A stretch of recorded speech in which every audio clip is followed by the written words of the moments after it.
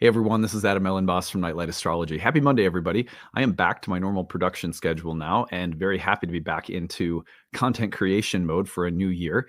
Again, just a huge thanks to everyone who made the Kickstarter possible, and thanks to everybody for your patience as we got those rewards out. We're pretty much done. A few that are still hanging around. Make sure some of you we haven't been able to get in touch with. Make sure you check your spam folder for any communication from us or Kickstarter when it comes to reward fulfillment.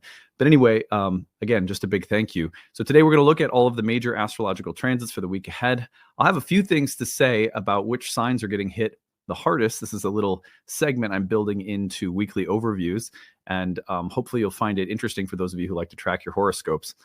So anyway, on that note, before we get into it, remember to like and subscribe. We had a goal prior to the Kickstarter, a different goal, to see if we could get to 80,000 subscribers on the channel by the spring equinox. I think we can still try to push for that goal, but it means that if you listen and you haven't yet subscribed, click that subscribe button because it really does help us grow the channel and the business. We appreciate it. You can find transcripts of any of these daily talks on the website, which is nightlightastrology.com. This Thursday night, I have a webinar that I'm giving. You go over to nightlightastrology.com, click on events, click on live talks. You'll see that I'm giving a talk on this January 16th, Thursday night, 7 to 9 p.m. Eastern, called Saturn conjunct Neptune and Aries, Encounters at the Edges of Reality. This is one of the more significant transits that we are going to have in 2025 and 6, and we're going to talk about it and what you can expect from it, and also what we can think about when it comes to historical conjunctions of Saturn and Neptune in the past.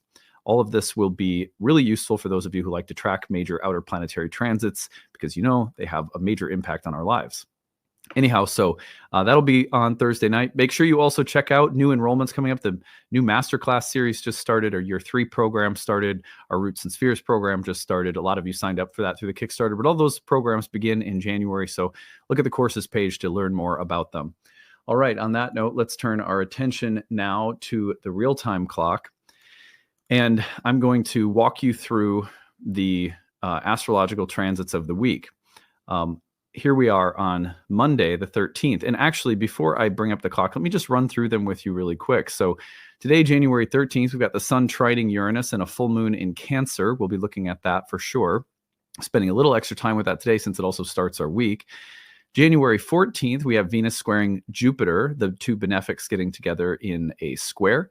And then on the 15th, we have the sun opposite Mars retrograde. That is the full moon of the Mars retrograde cycle. We'll be spending more time with that later in the week as well. There's a little mini sort of, sun sextile Neptune. It's very quick. Not going to be doing video dedicated to that this week, but I'll talk about it briefly today. Arguably the biggest transit of the week, aside from the sun opposite Mars, is Venus conjoined Saturn. I don't know, you've got Venus squaring Jupiter too. It's a big week. Venus conjoining Saturn in Pisces is very interesting, especially considering that Venus is exalted in Pisces. Then on the 19th, we'll have two little brief sextiles from Mercury hitting Saturn and Venus. Again, I don't tend to spend a lot of time with sextiles just because they're brief and often a little subtler, but I will make mention of it today for sure.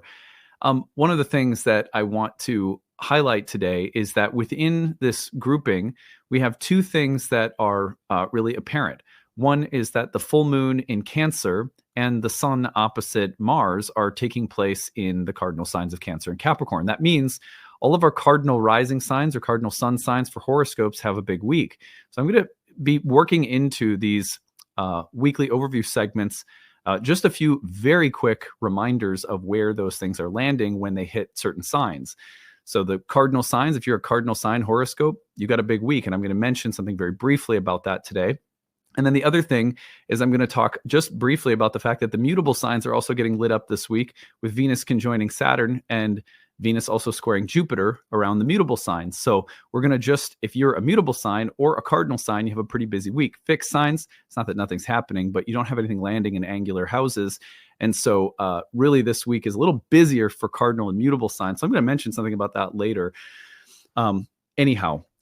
So what we'll do is as the week goes on, I will be breaking down some of these transits. If you're new to my channel, I'll be breaking some of these transits down in depth. I will probably do horoscopes for the Venus conjunction with Saturn in particular in Pisces. So don't worry, because if you're a fixed sign and you're like, hey, I'm not included in this overview, you'll get some horoscopes later in the week where we look at that conjunction in terms of where it lands in your chart as well. So anyway, that's the overview. Now let's get into it.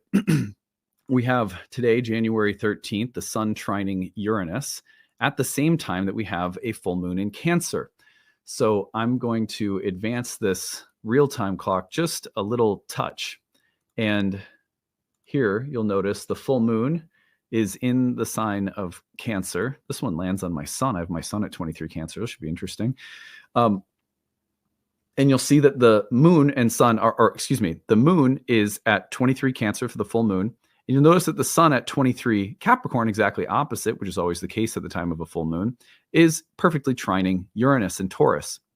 So that's a really interesting signature that's present with us to start the week. And I want to start off by talking about this one. So first of all, the Capricorn-Cancer axis is highlighted.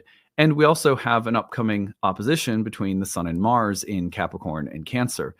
So that brings up an interesting series of tensions this week. We'll start there, and I'll talk more about the Sun and Uranus in a minute. First of all, the concern of Cancer is always related to things like safety, bondedness, attachment, connection. The moon in Cancer is very much like the mother, the devoted, nurturing, caregiving archetype, the great mother, the goddesses as protectors and nurturers of home and hearth, of connectedness, of romance and emotional vulnerability and security. These are some of the great signatures of the sign of Cancer and of the moon. A full moon in Cancer will therefore highlight those qualities. And so it's an emotional full moon.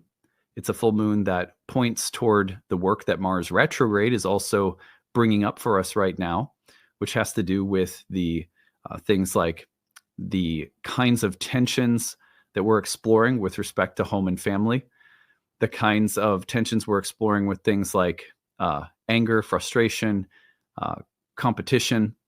How do we handle difficult or negative emotions? We can't suppress them, but we also can't let them take over. And so this full moon may really be highlighting the need to work more sensitively and deeply with things like anger, frustration, willpower. How do I express my needs? How do I get my needs met? How do I address the needs of other people while not violating my own? These can become sensitive issues for a full moon in Cancer, which we're experiencing today.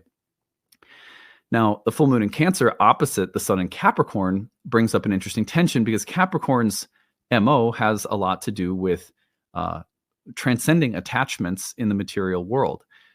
If you want to get anywhere, you can't go around feeling sorry for yourself, says Capricorn. You have to, you have to work hard. You have to discipline yourself. In many ways, Capricorn is the one saying there's something regressive about Cancer. And Cancer has some things to say about Capricorn too, right? But Capricorn sort of looks at Cancer and goes, this is regressive and needy and sort of pathetic and emotional. Put those things aside, buckle up your belt tight, put your boots on, and let's go. Let's get work done. If you want to feel safe in the world, you build it. If you want to feel good about your life, you accomplish something.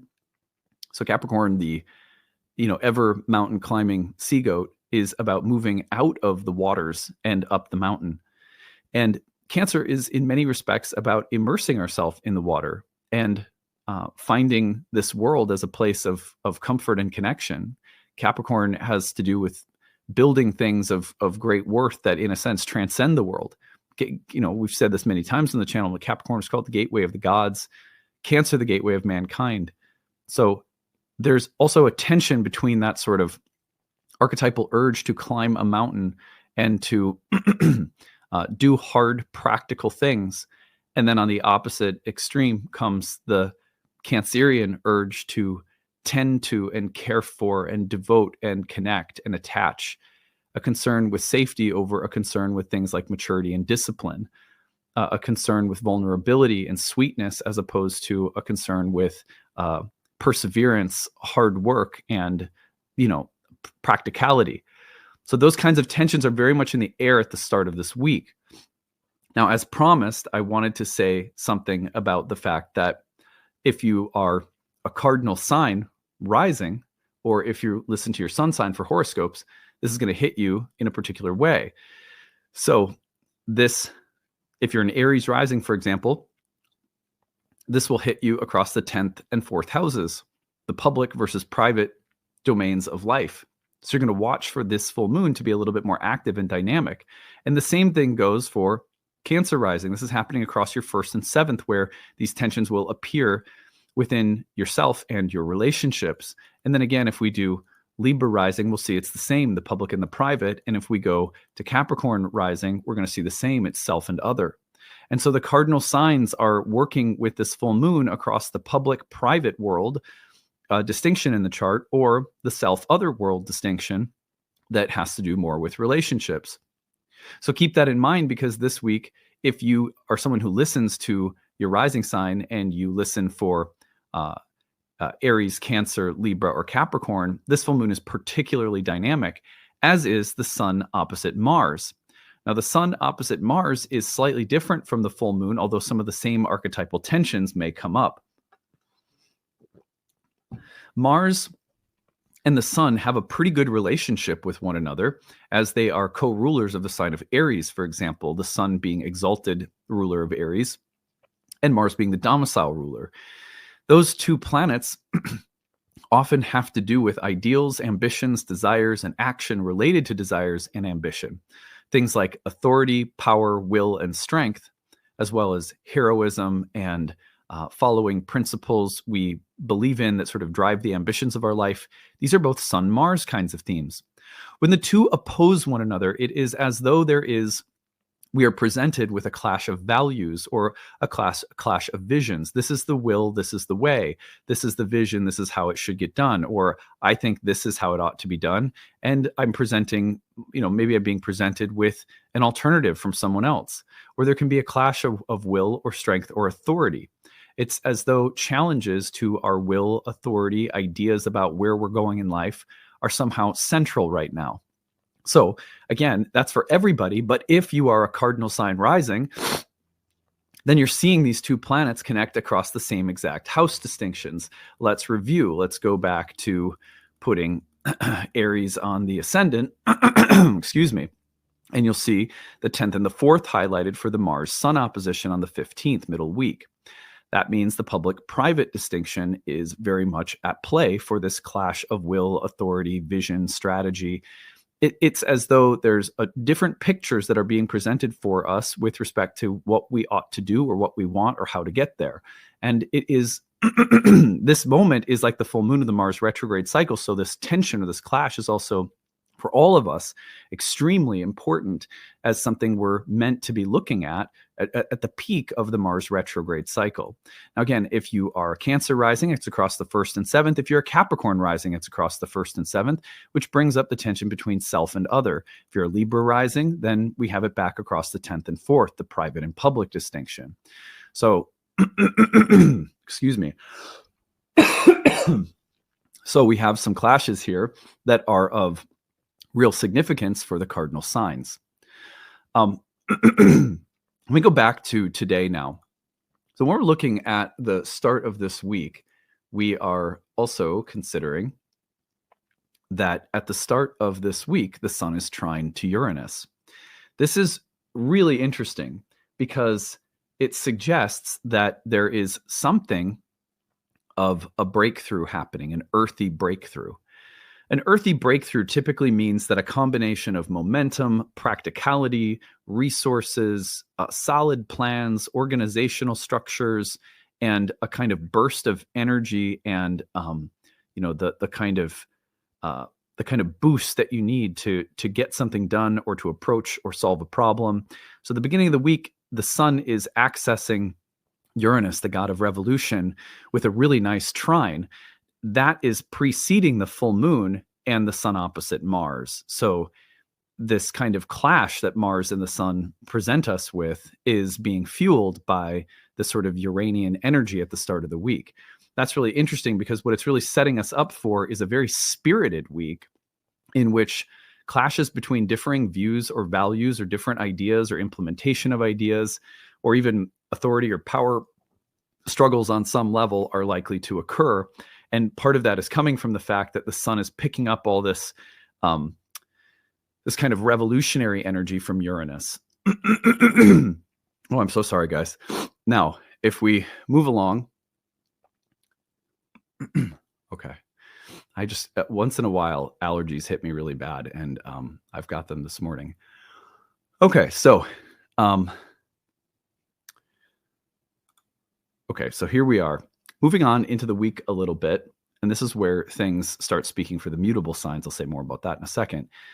The Venus square to Jupiter occurs on the 14th. You can see it here; it's just separating, but Venus's square to Jupiter is happening for across the Pisces and Gemini sign square. Excuse me. So the Venus square to Jupiter is occurring on Wednesday, and generally speaking, when the benefics get together, good things happen. Now, Venus is also heading into a conjunction with Saturn, which is happening just a few days later on the 18th. So we really have to look at these two aspects together, and then we also have to say a few things for all of you mutable people out there, because this will be very loud in your charts. First of all, the first thing that we can say is that Venus is in the superior position with reception to Jupiter.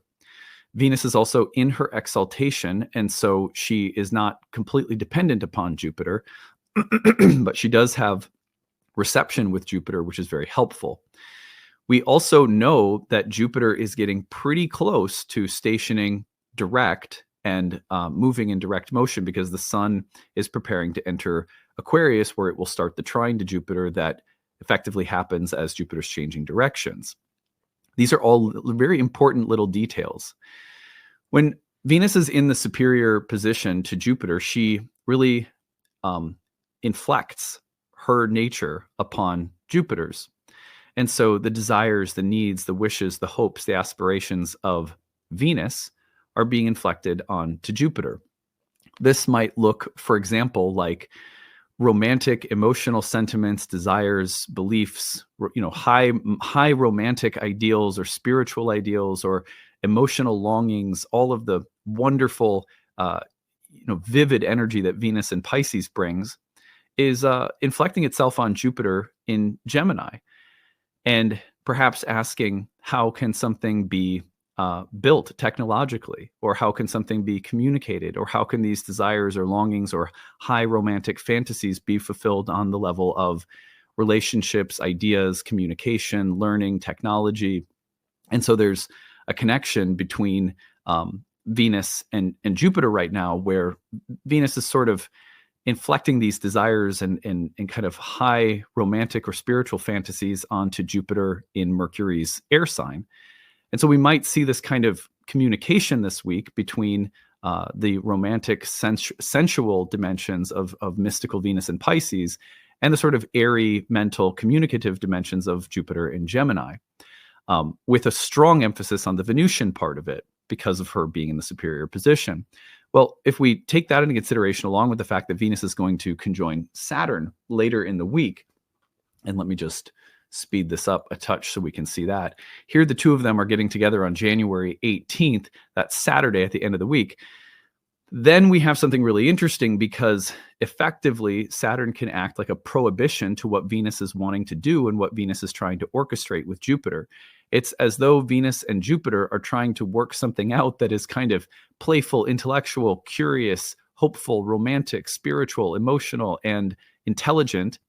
And then along comes Saturn and says, I'm gonna provide a dream kill or a buzz kill or some kind of block at the very least that has to be overcome or taken into consideration, a sacrifice that has to be made, or some kind of impediment that we have to flow around. And I think that this is intimately tied to the fact that Jupiter is also about to turn direct. It's as though Jupiter turning direct is about ready to author a new story for us. And coming off from the square to Venus, that story might be very beneficial, and it might be very, kind of there's an excitement about what Jupiter might be ready to bring from Venus. But remember, Jupiter also squaring Saturn and has one more square to come. Jupiter is reworking things that can't just forget or neglect what Saturn has to say. Saturn is going to be the reality principle, the limitations, the realistic expectations, the various levels of disappointment or fantasy that are ungrounded that we have to somehow consider. And so I would look at this week as one that's very hopeful and exciting, but also brings up some key clashes of authority or of vision and direction. And we can see that repeated through several different layers of the astrology. Sun trines Uranus, full moon in Cancer, and then immediately Sun opposes Mars.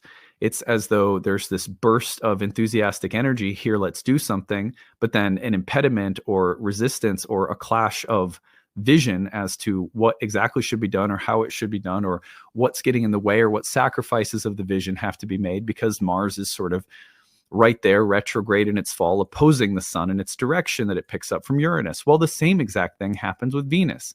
Venus squares Jupiter, and they're having some kind of conversation about building something. It feels sort of romantic, and there's big ideas and big hopes involved. And then, just like Jupiter met Saturn, Venus meets Saturn right away.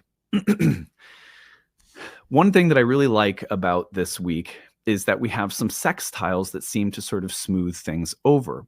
So if I go back just a little bit, we were looking at Venus square Jupiter and then the Sun opposite Mars as the week goes on. On the 17th, we're going to see, if I back this up just a day, that the Sun will sextile Neptune. And then on the 19th, just after Venus conjoins Saturn and is separating, then Mercury in Saturn's sign sextiles Venus and Saturn. So if I take this forward 2 days, right after they separate, then Mercury, who's in Saturn's sign and hence has reception with Saturn, sextiles Saturn, that's of the nature of Venus, and then sextiles Venus right away afterwards. So 2 little sextiles. These sextiles seem to weave things together, and they say, look, all is not lost. The dream may be gone, but the vision is not gone. And maybe there's a difference between the dream and the vision.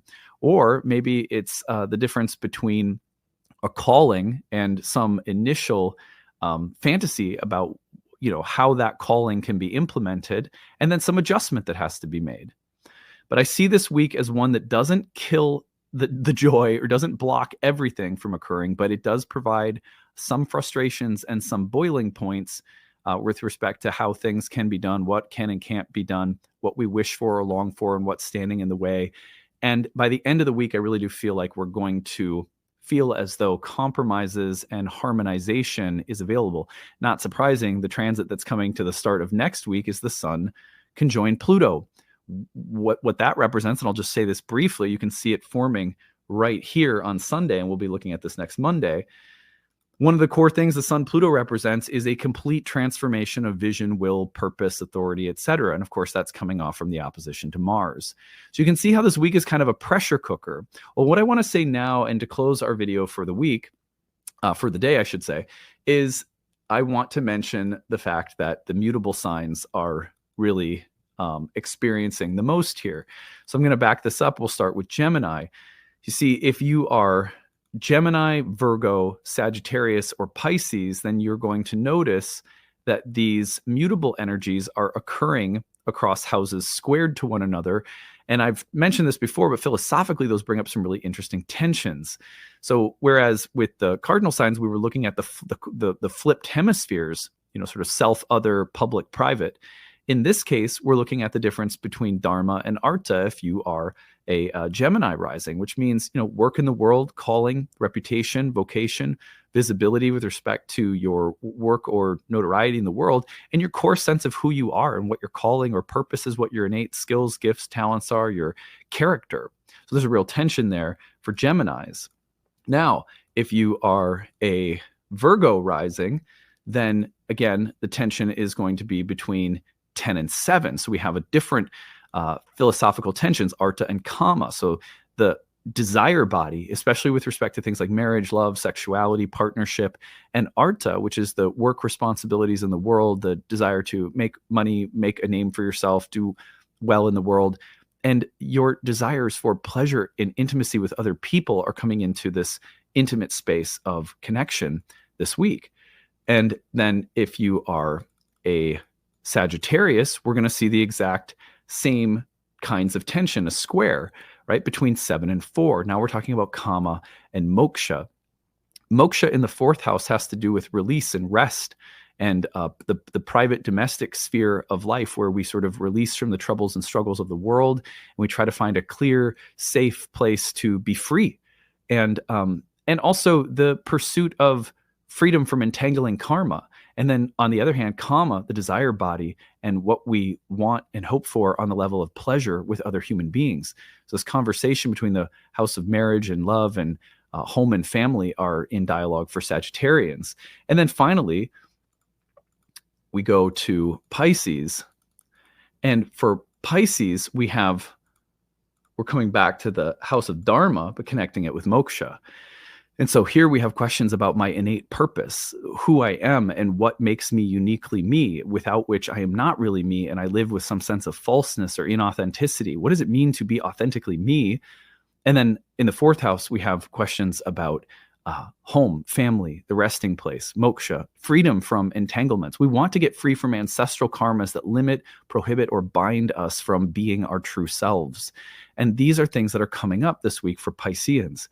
So as you can see, this week, especially for the cardinal and mutable signs out there, is a big one, with major tensions across some really important axes and house different philosophical dynamics across the houses for the mutable signs. So notice again, it's really interesting how when you have cardinal signs opposing in the angular houses, the opposition creates the division between public, private, self, and other.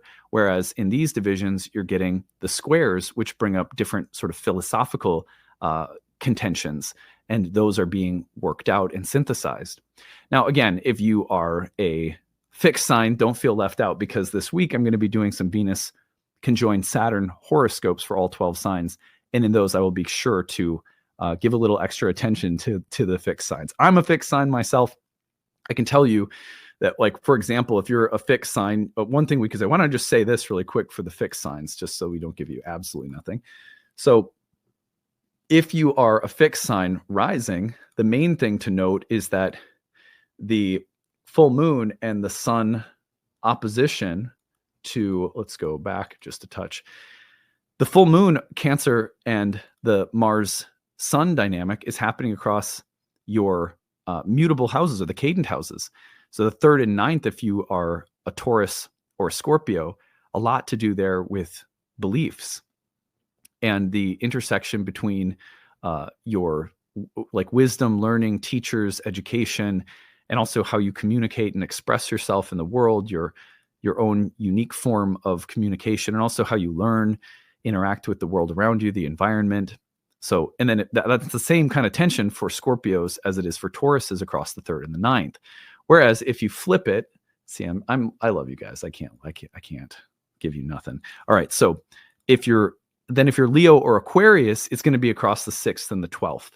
And in these houses, we have the opportunity to really burn off that karma that is prohibiting or limiting or frustrating, and deal with the kinds of tensions or conflicts that are either unconscious in the 12th house, or that involve sacrifice and labor and hard work and sort of overcoming impediments or obstacles or frustrations in the 6th house.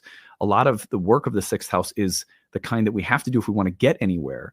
And the work of the 12th house is often about unpacking things that are undermining us that we can't see. So for both Leos and Aquarians, some of the hard work of this week happening across your 6th and 12th house, you'll be a lot happier when you've worked through this material. Don't be surprised if it's a week that asks you to kind of dig down deep and find the strength to work through adversity or difficulties, or even just a patch of like hard work with as much dedication and love in your heart as you can muster. So anyway, there, I gave you guys, I felt bad. I was like, you know what, am I really going to do this? Am I not going to say anything for the solid signs? So there you go, solid signs, you got something. Anyway, so let me know in this new format if you like me kind of expanding upon how some of the astrology of the week hits certain signs. I wouldn't have the time in my production schedule to do like horoscopes at the beginning of the week for all 12 signs for the week ahead. But this feels to me like an important little wrinkle that I've been thinking about adding for a while. And I thought, hey, it's a new year. Let's add in just a little flavor of how the astrology for the week ahead hits some of your signs by houses. So tell me if you like that. If you like that approach, we'll keep using it and refine it as we go. So anyway, that's it for today. Remember to like and subscribe. We're seeing if we can get to 80,000 subscribers on the channel by the spring equinox here in the Northern Hemisphere. And don't forget to check out the talk that I'm giving this Thursday night. I hope to see some of you there. All right, bye.